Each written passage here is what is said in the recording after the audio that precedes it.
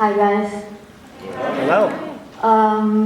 So this is my first time giving a TED Talk. If I'm nervous and my voice shakes, I'm so sorry. Okay, so I want to kick off this talk with a story. This little girl is Isa. She's my high school professor's 5-year-old daughter. I started knowing Isa at the school art fair. I was staffing a booth, selling food. And her dad was a faculty advisor, so she was playing around. And when my shift at the booth was over, I decided I wanted to stick around and play with Isa for a while. We played tag for about an hour. I got tired, so I sat down to take a breath. Isa took advantage of this opportunity, and then she asked me a question. She said, "Anna, are you a kid?" Children have this very unique ability to ask some really complex questions without knowing it. When she asked this question, Isa probably had no idea how difficult it is for a teenager to answer this question. So I sat down. She asked me this question. And that was my face. I had no idea how to answer because on one hand, I was 17. I was not legally an adult, which meant that I still lived at home with my parents and I still had to go to school. On the other hand though, I had a job, I had a driver's license, and I could make big girl decisions like what to wear in the morning, who to have lunch with, stuff like that. So I told Isa I didn't know if I was a kid or not, but I've been thinking about her question ever since. High school and college are a phase of quasi-adulthood, which can be very uncomfortable and confusing. Our 4 years of high school are centered around the fact that we will get a high school diploma. One day we get that diploma, and suddenly we're thrown out into the world and expected to learn to live life as an adult. It can be terrifying. But being a young adult can also have its perks. Employers want to hire people like us, if only because we have a different way of seeing things. Unlike the generation before us, we grew up with technology. iPhones, iPads, PowerPoints, Photoshop. These are all things innate to us. Unlike the generation before us, we haven't been discouraged. We still believe we can make a change, which means we question the way things are done, and we try to think outside the box. So, graduating high school can be scary, but it's also a time of great opportunity. How then do we make sure we get the most out of our young adulthood? How do we make sure we don't get lost in our new freedom, and instead we take advantage of everything the world has to offer? I've been working with the United Nations for the past 3 years. And if there's anything that has helped me get to where I am today, it's accountability. Now, accountability can mean a lot of different things. You can be an accountable friend, an accountable sibling, an accountable employee. Just for today though, I'd like you to think of accountability as holding yourself responsible for something. Responsible for what? Responsible for your own learning. Quasi-adulthood is the perfect phase to start taking stuff into your own hands.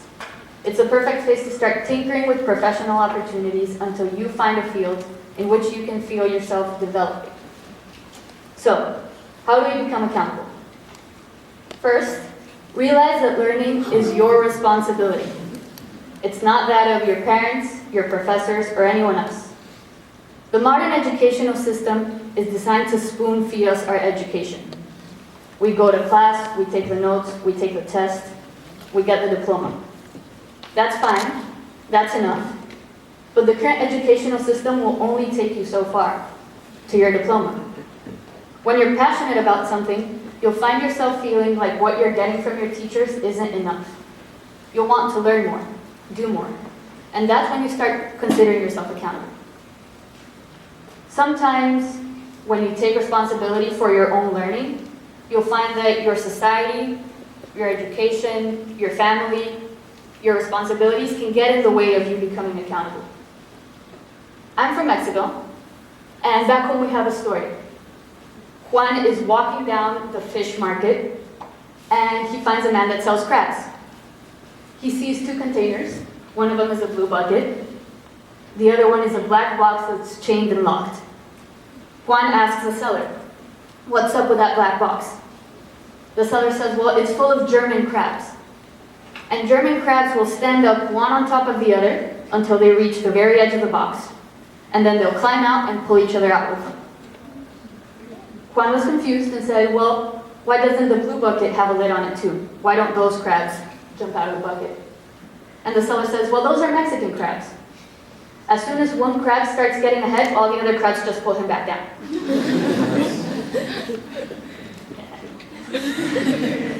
So, when you start becoming accountable for your own learning, you will meet many Mexican crabs in your life. There will be people telling you that you're too young to do what you're doing, that your goals are not realistic. But know this, part of your responsibility of being a young adult is proving all those Mexican crabs wrong. You need to set high goals for yourself and show the people that they're not going to be right. The second point I'd like to make about accountability is about asking questions. Asking questions is an acquired skill. You can only get better with practice. So, time and time again, we're told there's no such thing as a stupid question. That's a lie. There's a universe of stupid questions out there, and chances are someday you'll be the person to ask one of them. I'd like to try a really quick mind game with you. If any of you are able to do it, you can find me after the talk and I'll buy you coffee or a cookie or something. So if you could all place your left hand with 4 fingers in front of you, and then your right hand should be showing just a thumb. Now all you need to do is switch them. I got it. And back.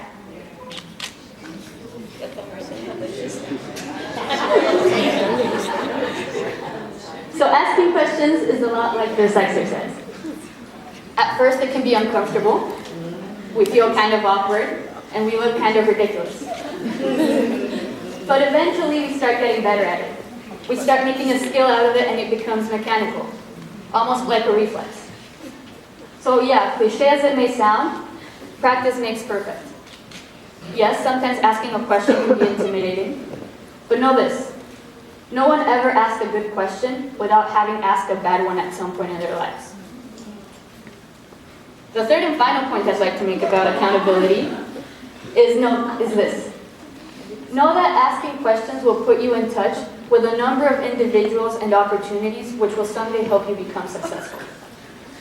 A friend called Sam, who lives here in D.C., once told me a story. He was walking down the street when he saw a homeless man. Now, Sam usually walked straight past the homeless, like most of us probably do, but that day he decided to sit down with this man and share lunch with him. 20 minutes in, Sam asked him a question. He said, "How do you survive?" The homeless man looked up at the people walking by and said, "I'm not afraid to talk to anyone. I'm not afraid to look up at those above me and ask for help. Never be afraid to talk to anyone." When Sam told me this story, I was completely moved. Never be afraid to talk to anyone. You should not be afraid of asking questions. Sometimes you may risk seeming naive, unknowledgeable, but asking questions will give you access to so many opportunities, even if you look ridiculous at first. So if there's anything I'd like to leave with you about my talk today, it's this. Ask questions, even if it's uncomfortable, because life begins at the end of your comfort zone. Thank you very much.